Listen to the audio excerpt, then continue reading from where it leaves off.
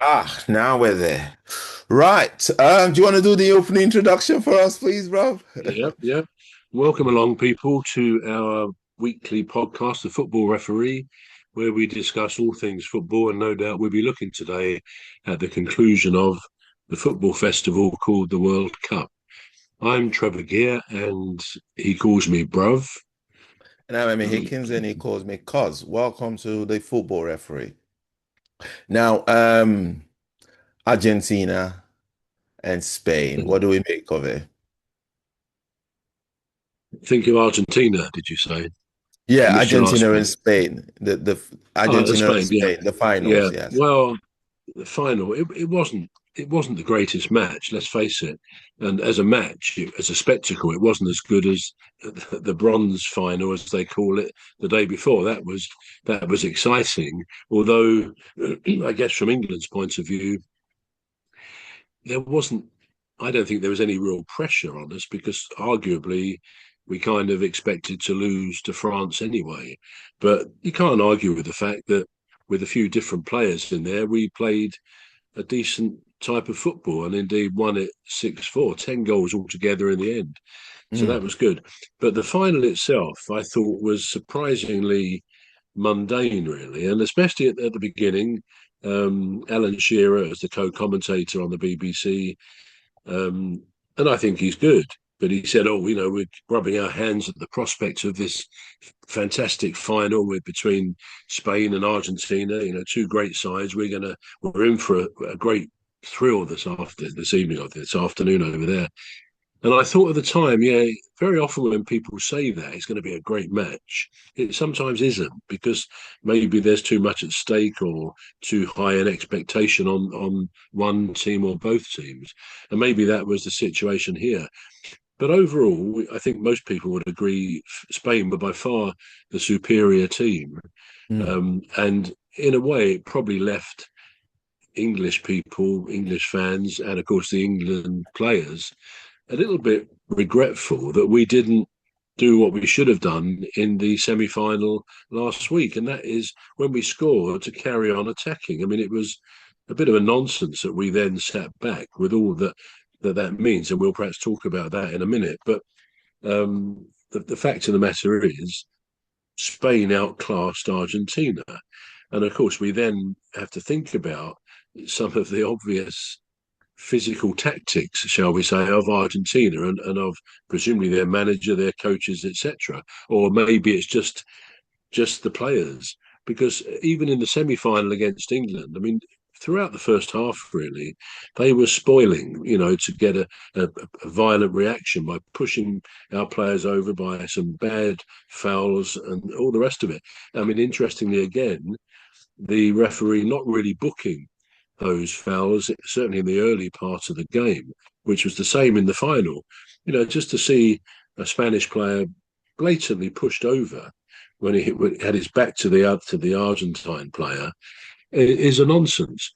So I think what we saw in the final was confirmation of something that probably had been apparently clear for us all to see, and mm. that would be FIFA's desire to see Argentina win the World Cup consecutively for the second time running. And listening to some of the pundits on the radio and on the television after the final, it seems. I mean, I watched the one in Qatar 4 years ago. It was in December because it would be less hot in December. But Mm. Argentina won that one. And from what a lot of people have said, if you actually go back and look at some of those matches, exactly the same kind of thing was happening. That the refs probably under some sort of almost unspoken pressure. He probably wouldn't Mm. be told I don't want you booking Argentine players, or perhaps they would be told that, but unless you really have to, sort of thing. But a Mm. similar process happened where they had their path to the final, made easier because of soft refereeing against Mm. them. Now, how fair that would be for 4 years ago, I don't really know.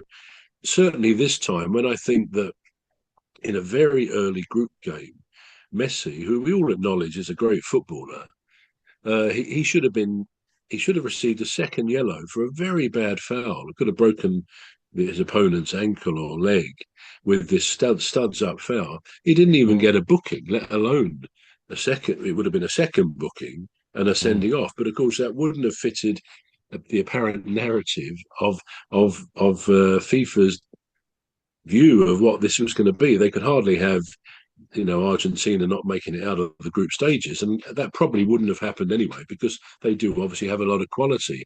But the refs went soft on them in many or most of their matches. mm. So FIFA needs a lot of self introspection, and what are they trying to achieve? We know also that in a game, a USA player was sent off. No, yes, he was sent off, and there, according to the laws of the game, there would be a mandatory. In other words, it has to happen one game ban in the World Cup. Mm. Well, of course, after Infantino had a conversation with his friend, shall we say, the Don, the great Don, magically that one game mandatory suspension was suspended. So it can It be was. applied in a year's time on another international game. And from my point of view, is that if the USA had then gone on in the next game to beat Belgium, which they didn't, but if they had have done, it would have created a bit of a scandal, to say the least, because other countries would say, "Well, hang on a minute, how can that result be valid if they were playing a player who should not even have been on the pitch?" And it could have undermined the rest of the World Cup quite possibly. I'm sure they would have overcome it in some, let's fix it sort of way. But all these things are examples of a clear desire on the part of the governing body, FIFA in this case, to get in the final the players, the team that they wanted on a second consecutive basis. But it wasn't to be, of course, that Argentina won it. But the consequence again was something, and I would acknowledge, like anybody, that Argentina have some excellent footballers, and they're very patriotic, very patriotic. By bringing in political elements, which they did by holding up certain signs after their semi-final victory, then that probably is a road too far. They should not have been allowed to do that. But again, as far as I know, there's no punishment meted out to them for doing something that, if it had been the other way around, that the English players had done that, I bet we would have been spanked quite severely. Yeah, But there does absolutely. seem to be a favour in favour of Argentina. But the results, the consequences at the end of the final, well, Mm, really had to be seen to be believed because um, we say they're patriotic, and they are, but totally unsporting. I mean, when they went to get their silver medals, okay, it's not a winner's medal, but it's a silver medal. The second team in the whole contest. They were given a sort of a path. The players of Spain gave, I can't think, a role, an honour, a route of honour. They walked through their tunnel of honour. But when it came to the other way round, the Argentine players simply went to their fans and turned their backs on the whole thing. You can't imagine that lack of being good losers. Sport is about winning, but it's also about losing graciously and gracefully. And we mm. know the actual immediate aftermath of the game, two of their players, particularly one Paredes, I think his name is, who was very aggressive and violent during the match. He was punching people to the ground. I mean, there were Yeah. two players. I think he had one of them round his neck, Mm, punching someone else, and another one, is it Molina, something like that? He was mm. sort of giving it the old 1-2 as well. Even some of their coaches, instead of coming on and calming their players down, they didn't. And disappointingly, in fact, they got involved as well.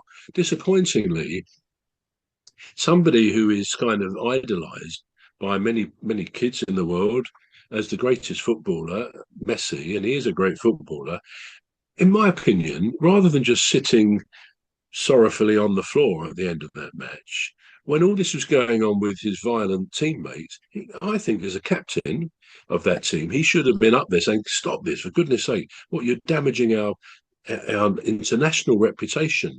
uh, but they didn't seem to care, and he didn't No. seem to care just by sitting there on the ground. So I don't think I don't think the team or the individual players have done themselves any favours whatsoever. It's all very well afterwards coming out with some of their entries, posts on X or whatever, Mm. about, the fans, you did this so well, we're so proud to be Argentina. Not a word of their own misbehaviour in Mm. that final, and worse, after the it's worse that it was after the final, that no sense of congratulations to the winning team. Of course the losing team are going to be down on their heels. They're going to be, oh, we've lost this opportunity. But to do it in the way that they did, you'd like to think the Argentine Football Federation would severely punish those two particularly, and Mm. say, right, you're not playing again for Argentina either ever, or you're going to have a two-season ban, something like that. But I don't suppose that will happen any more than FIFA would do something like that either. I mean, personally, I think there's a case for banning Argentina from the next World Cup. But of course, if FIFA is still existing in its present form, and there are things sort of being said that they're trying to get a new president, in the past, Infantino, a bit like Blatter before him, is just voted in without any opposition. Well, I think some national federations are now looking at trying to put up some candidates to try and beat him, because he doesn't seem to be well suited to the role, should we say. But No. really, I believe that they're looking at Argentina's behaviour. Quite how long, why it needs to take a long time to look at it. You could look at it for an hour and say, right, we're Mm. going to make some decisions on punishments. But of course, because it's Argentina, the likelihood is that any punishment will be just soft and really meaning nothing. So, yeah, as I say, I like Argentina's football when they play it, but when they have that side of them, and it does go back, actually, go back quite a few years, and different managers of England and other countries have labelled Argentina with, things like animals, going back some years. I believe they were called at one stage. There's always been this attempt at intimidation and violence to other players Mm. in their makeup. It's one thing to be competitive and determined to win and all that winning mentality, but you've got to do it in a way that reflects the ethos of the game, the Mm. sportsmanship. If you don't have that, you shouldn't be doing it. And lastly on this, I mean, for me, Mm. it's going to Mm. be quite interesting next season for those Argentine players who play in the Premier League, and there's a few of them. I reckon they're in for a bit of reception from the crowd. I do. Enzo Uh, Fernandez, who got sent off, and he didn't want to go. Good player. I think he's at Chelsea, isn't he? yeah. Yeah, very good player, but I think he'll get it from opposition fans for the lack of sportsmanship. For Mm. perhaps the individual players, even the goalie. Now we can't say he hit anybody afterwards, but Martinez or Mm. McAllister, but they were all part of that intimidatory approach to the game. Mm. And no one, well, maybe some, I don't know whether some of their players did try to hold back their own players. I don't know. Certainly some of the coaches didn't. And as far as I mean, the manager, when he got into the press conference, just cried. Well, I don't mock him for doing that. I think he Mm. was sad that they lost, quite simply.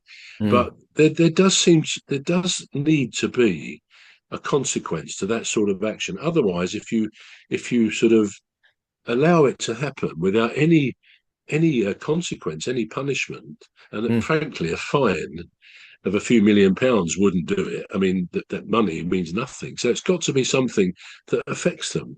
Now, Mm. some would say banning them for the next World Cup would be a step too far, because it's 4 years away and people will have cooled down about it. So maybe that would be a step too far. But otherwise, what do you do to Mm. stop this kind of behaviour? Otherwise, FIFA will be seen effectively to say, well, we're endorsing it. They were sad to be losing, and we don't blame them. So, what is your view on that point? Well, first of all, when I watched the one against England, because that's where it started for me. All right, so there was the one with Egypt. I can't remember if it's Egypt or Morocco. I think it's Egypt. That Mustafa Ziko, that Egyptian player, when he scored and he got his goal disallowed. And I Yeah, thought, that's the one. uh, Egypt. Yeah, that was the one. yeah, and I thought, okay, so, but then when they played against England, and I'm not being biased in any form at all, we all blamed England for um, playing defensive. We did Yeah. that. However, there were problems. There were problems with the officiating of the game. The referee was definitely not there. He was not there because No. there was a blatant hit to the back of the head. The ball was not with Jude Bellingham, and this guy just punched him, punched the back of his head, and he went down, and the referee did nothing. No. And and I thought to myself, where is the VAR? We have VAR. Where's the VAR? The VAR was non-existent. It was Mm. like somebody switched off the camera. You know, it was like a mob gangland game Mm. where, if you don't do as we say, your family is in trouble. That's the vibe that I got there. And when I watched the England one, I thought, all right, okay, so we've lost. Because you got to be careful with your feelings, don't you? If it's too close to home, you're going to react differently because it's England. You think, Mm. okay, Yeah. maybe it's because it's England. So I thought, all right, let's see what happens in their next game. Let's see if they're able to do the same thing they did to England in their next game. It was worse. It was just all right. So you Mm. think, well, the whole world is watching. It's the final. People that wouldn't otherwise watch football will probably be tuned in. It's a Sunday, it's just, oh yeah, I want to watch football. The whole family will sit there. And to see that on television, where, he was properly just, he grabbed him by the neck, punched him, and he was Mm. just Yeah. grabbing him to the floor.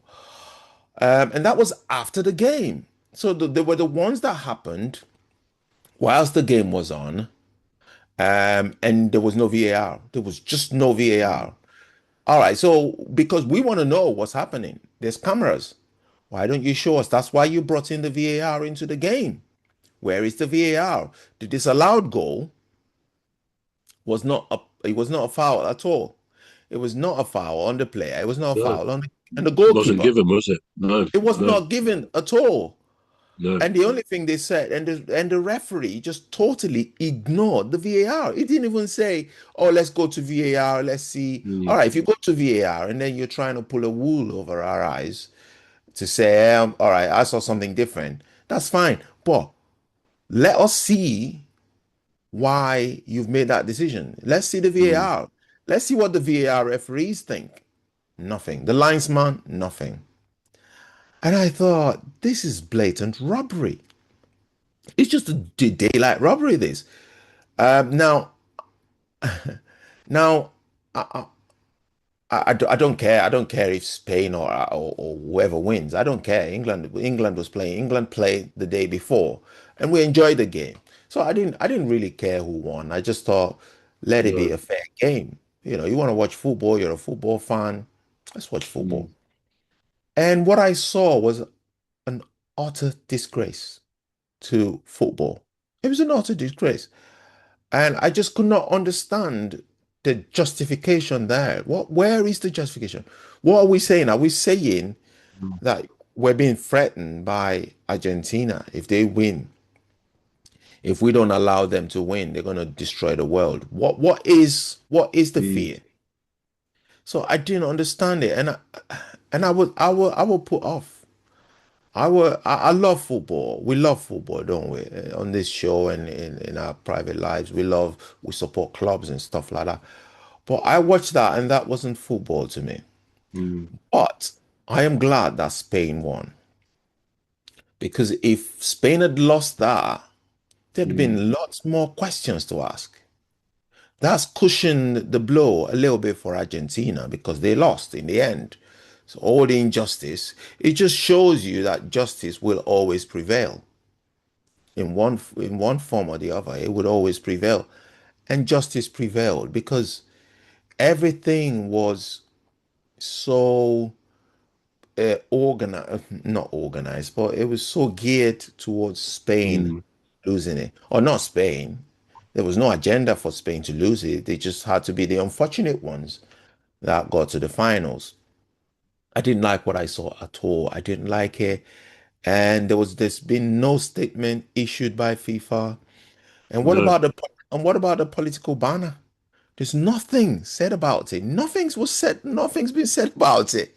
It was like, all right, so I can guarantee you now, bro, if any other country did that, if England did that, we would be facing huge Yep. you know, punishment, suspension, or whatever. Mm, Argentina, I don't know what hold Argentina has got on the FIFA president. And I know it's not FIFA because I know FIFA is not an Argentine, is not an Argentine organization. So it's just there is an agenda, and I don't know what the agenda is. It commercialization? All right, so we've got Lamine Yamal, we've got Messi, and then we've got Ronaldo. All right, so Ronaldo's gone. Now we want the next big name to win. Um, but that's not how football should be. It just no. shows you that it's been so much corrupted by politics. And it's so glaring. It's so glaring. This, so I don't really like this World Cup. This just concluded World Cup. It's left a really bad taste in a lot of people's mouth, really, because it wasn't football. It wasn't football at all. Yeah. So But they that's my didn't adhere to a number of things. And you raised something that I was talking to somebody about the other day about VAR. Where was VAR in this yeah. tournament? Now, I suppose we're used to doing it in a certain way in our country, and let's face it, when they say, "Oh, VAR is checking that offside" in the Mm, Premier League, we can safely go and make a cup of tea mm, because we know the decision will take longer than a FIFA dehydration break. mm. It's ridiculous the way it is often applied in our country because they take so long, and you could argue that the opposite happened with the World Cup. That it was any VAR intervention or checking was quick, but actually, very rarely did we ever hear a commentator say, "Oh, it's gone to VAR," even when a goal was scored. I know the Egyptian one was handily ruled out against Argentina, but some of the other goals, I mean, maybe the VAR check was done and it was quick, but usually you hear a commentator say, because clearly they know when a decision by VAR has been checked and cleared, they say, oh, it's Yeah. been cleared and so on. But you think of the number of times in a domestic game in the Premier League or uh, any of the leagues really, um, how often VAR intervenes and actually often changes things to the annoyance because you think, well, have they got that right? And we have lots of problems with that sometimes. But to actually not use it, it seems to me I mean that foul I mentioned earlier by Messi when he should have had a second yellow. Why was that not checked? Now they Yeah. maybe it was, and of course they cleared it. How could they possibly have cleared that? But I think it was noticeable VAR by its absence throughout the tournament, and I think where Argentina were concerned, and maybe some other teams as well, they were not interested in checking something which they thought, well, we'll probably have to overrule that or give that as offside because they didn't want to do that. It's like they completely abandoned the facility of VAR. So again, Yeah. I think that needs some sort of explanation from FIFA. What was the role of VAR in this? I mean, before each match, you see, or most of the matches, you see the VAR ref and his assistants with all these screens in front of them. But where was it when it really mattered? So, some of those fouls by Argentina we talked about in the semi-final against England and the final against Spain, they were clear bookings, if not sendings off. So Mm, it's mind blowing. I mean, we might say, I would say overall, it was a festival of football, and it was relatively successful. They mm. got an end result, but whether the end result was well, the end result, I think you said justice was done. So the end result probably was right for most people. Mm, Yeah, we wanted Spain to win, if only because of the spoiling tactics of Argentina.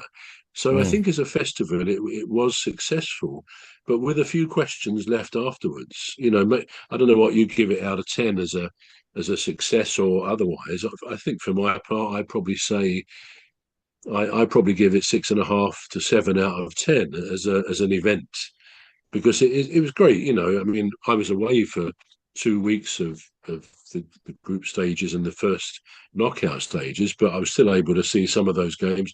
But beforehand, to be able to see two or three football matches, international matches, any day for a couple of weeks is great for a football fan, even if it got a bit late or early mornings. But so we didn't watch them all. But to watch a couple of games, one at 7:30 and one at 10 or something, is Mm. great for people who love football. So it was kind of successful, but I don't know. I think FIFA has got a lot of questions to answer, in my Yeah, opinion. yeah. Yeah, I think UEFA there's an article that I saw online where UEFA said, they want to know what's going on because Yeah, it was just it was mirroring the game. It was dragging the name of football or the name of that's well, it's one of the biggest competitions in the world, and yeah, you do that to that, it doesn't make it doesn't make it delightful to watch or a pleasure to watch anymore because you're just angry with yeah, yeah. the injustice that's been done to the players. Well, I made that point about the dehydration breaks, but I Yeah. mean that was just ridiculous because many of the games were in air-conditioned stadiums with the roof shut, so it's a complete nonsense.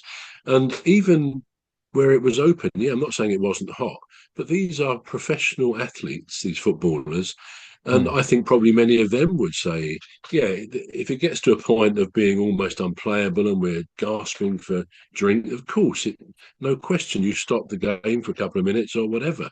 But mm, maybe that should be on a match by match basis because, A, as I say, many of the stadiums are air conditioned, so you should never have had those breaks there, in my opinion.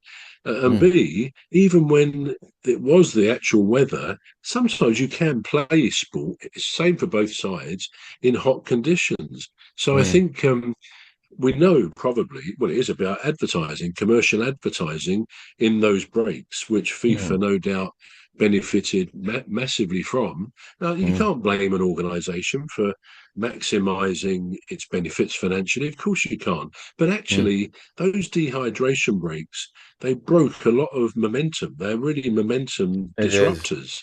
When one team, I mean, I don't know whether it was Argentina or Egypt, but you got the impression again in some of those games when the opposition to Argentina were getting too powerful, they sort of shifted the dehydration break 2 minutes earlier or whatever to disrupt that momentum. Now that may not be the case.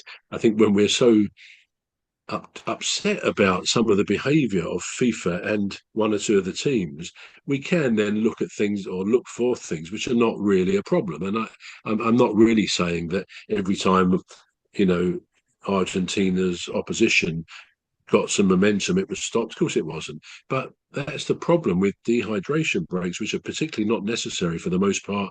It does stop the flow of the game. And I'm sure Mm. the footballers themselves thought, we're not. It's not a game in quarters. It's a game with two halves. Mm. So yeah, I mean that's the American way of doing things, I guess. I mean I love American sports, all their NFL and all the other things, baseball, basketball, ice hockey, tennis, it's brilliant. And they Mm. have this kind of the short, sharp music after a goal, after a basket, and all that. And it's great fun to watch and to be part of. And Mm. half-time breaks. I mean, we had that in the final, but I don't think that befits football. It's not, you go to a football match to see the two teams, to see a winner, hopefully in a good game. I don't think a half-time break is necessary. And I personally I agree with what Wayne Rooney, one of the pundits on the BBC, said when he was asked at half-time or at the end of the half-time break before the match started. "Oh, mm, you know, what did you think?" And the other pundit said, "Oh, I like Shakira, I like that."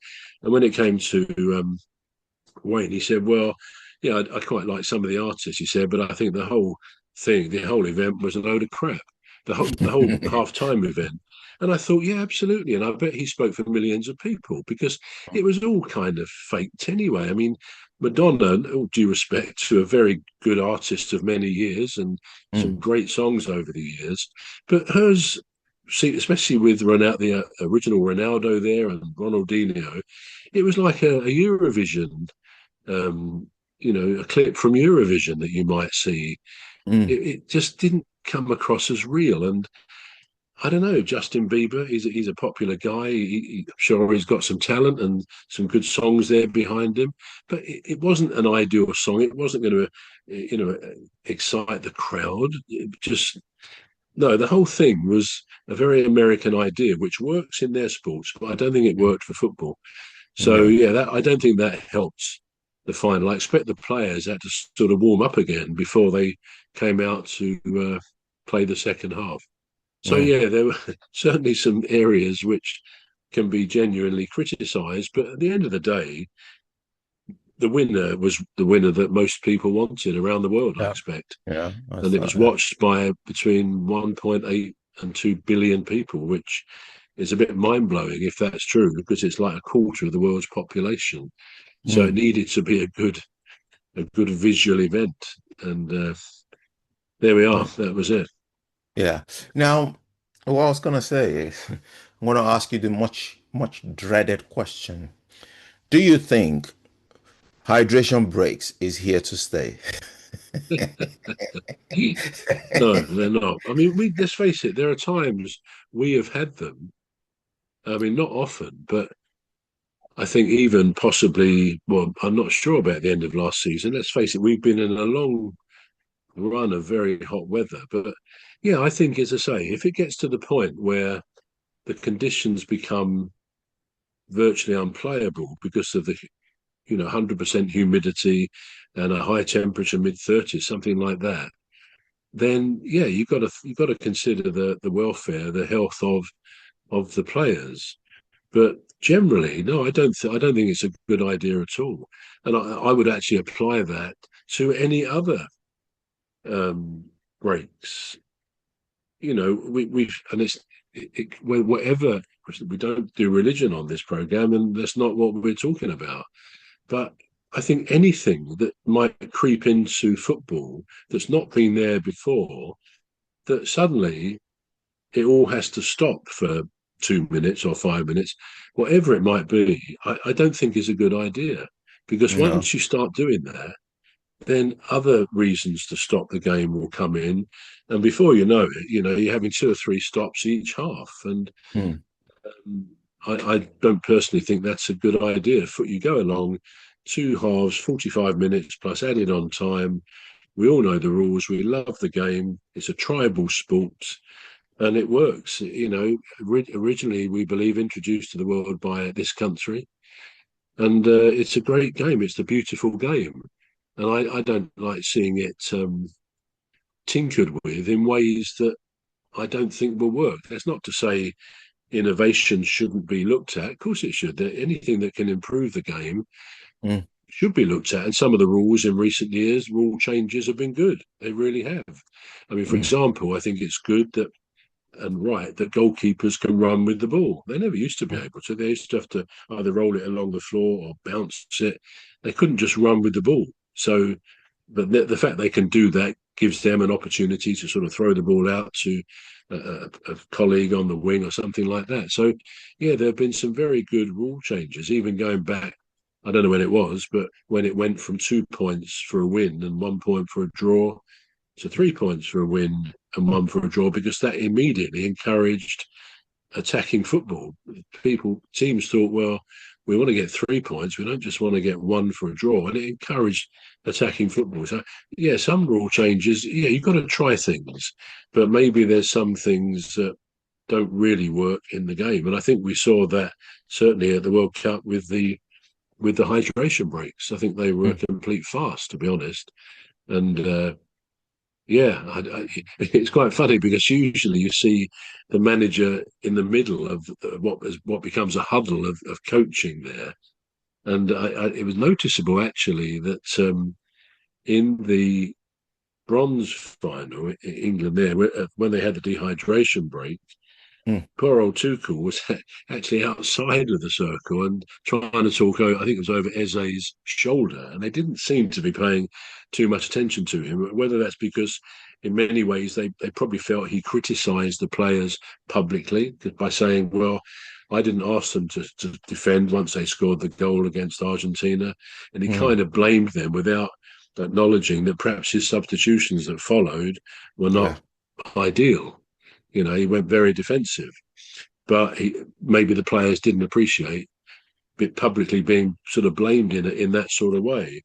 Blame them privately if you want to say that to them, but don't do it publicly. But all that said, I think he's a committed man. I think he is an elite coach, although he didn't do what he was brought in to do.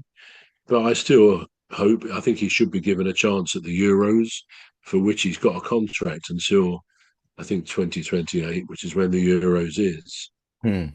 So yeah, let's hope that he's learned from some of the things, and the players have learned a few things, and we do a bit better because then it will be 62 years of hurt. Someone's going to have to write a new song, aren't they?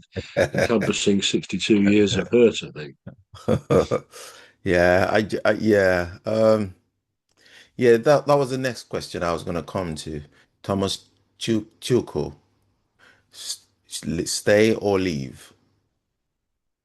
And Yeah, I but seem to be jumping the gun. I'm bringing up these no, no, these that's fine. subjects. Yeah, you seem to answer that. Yeah, no, that was yeah. I was gonna say Well, Thomas. yeah, to this day. I mean, again, when you listen to different pundits on the radio, on Talk Sport, or on TV, there are a range of opinions on this. There are those who do think he should go. Obviously, if he was sacked, they'd have to pay him off a lot of money. He's on an eight-figure salary now. Eight figures. The lowest eight-figure salary, it seems to me, is 10 million. So it could be 10, it could be 15, it could be 20 million. I mean, managers nowadays, especially international managers, are paid a fortune. So they'd have to pay him off a lot of money, but I think they would do that if they were so minded. For me, I think if Pep Guardiola, and I know others have said this, Mm, became available and I were with the FA, I would have to think pretty hard about it because, I mean, in fact, we're told, I was reading that going back a couple of years before Guardiola had decided whether or not he was going to stay for another season, which he ended up doing, mm, there was kind of a verbal, some sort of agreement with the FA that he would take over the England manager's job if his decision was not to stay on at Manchester City. So I yeah. think they felt probably they got him sewn up. And I don't think we knew that at the time. They've said it since, or it has been said since. Mm, But then he decided he was going to have another season at Manchester City, and so they then went elsewhere and they got Thomas Tuchel. mm, But looking back, I mean, I don't know what you think, but if there's anyone, any manager, any person in the world who I think could win something for us, one of the tournaments, it will be Guardiola. Now, all some right. say, well, yeah, but international management is not the same as club management because you're not with the players week after week, and that's all Mm, very relevant. You just feel that somebody like him, or maybe in times past, Alex Ferguson, mm, probably the top manager ever in the Premier League of his day, you feel they would have such an effect on the players internationally. I mean, I mm. can't imagine Alex Ferguson being England manager. I'm not sure he would want to do that for obvious reasons. But Guardiola would do it, I think, or would have done it. It would have been really interesting to see if he could have achieved what no one else has. But no, it's obviously not going to happen, at least for the time being. So I think Tuchel should stay. I do think he's an elite manager. I think he knows what he's doing. Um, I mean, interestingly, he hasn't stayed that long at his previous clubs. Mm, Either he's walked away or he's been sacked. He did win the Champions League with Chelsea, of course, which is a very good thing on his CV. I personally was disappointed that for an elite manager, which is mm, what I still think he is, if he couldn't grasp the fact that when we scored, he said, well, the players themselves just backed off. He said it's in their DNA. Well, I don't know, maybe that is true to some extent. But you then think, as an elite manager, he would have tailored his substitutions to cover that, to bring them back out. He's no good sitting back, especially leaving Messi on the right there for mm. ages, not marked at all. Now, he's a difficult guy to mark, we know, but he was left all on his own. And we had Yeah, no one up front when we kept clearing the ball and came straight back. We were never going to hold out. And that's where really Tuchel should have earned his corn. He should have earned his money by, you know, getting the message out to the players, both verbally and by his substitutions. mm, Don't take off Gordon, who pretty good. He got a good goal and he was yeah, tearing up and down that wing. Don't take him off and replace him with another defender. Trying to hold out for what was it? We scored, I think, in the 70, what was it, 72nd minute? no, we Can't scored in remember the now. It was 50, something. 55th Was it minute. 55th? Okay, Yeah, okay. Right. And I think yeah, he changed it in the 72nd. yeah, But really, from the 55th, we were just all hands to the pumps, desperately trying to defend. And I don't know about you, but watching it, I was saying, we're not going to hold out. We're just not going to hold out like this. It's impossible. I've seen enough of that kind of approach at Palace over the years, where we go a goal up and then it's all everyone back defending, and in 9 times out of 10 you lose the game. you So do, no, yeah, I think when you go a goal up, you've got to keep pressing because the opposition knows that they want to get an equaliser, which means they'll leave some space, but they can't leave too much space if you've left a couple of players up there to receive the yeah, ball when you clear it. And you think that's so basic for a manager to recognise what was happening, that his substitutions would have reflected that, but it wasn't to be. But yeah, I'm not really for sacking people after one tournament. I'm not, and I think he should be given another chance. What do you yeah, think? yeah. Well, this is all we've got time for on this Well, segment. you have to tell me in a minute what you think. Yeah, sorry about that. This is all we've got time for on this segment of the first segment of the football referee. Join us again as we carry on this conversation into the second segment of the football referee. I've been Emmy Hickins, and he calls me Cos. And I'm Trevor Gear, and he calls me bro. Ah, so see you on the flip side. See you in a minute.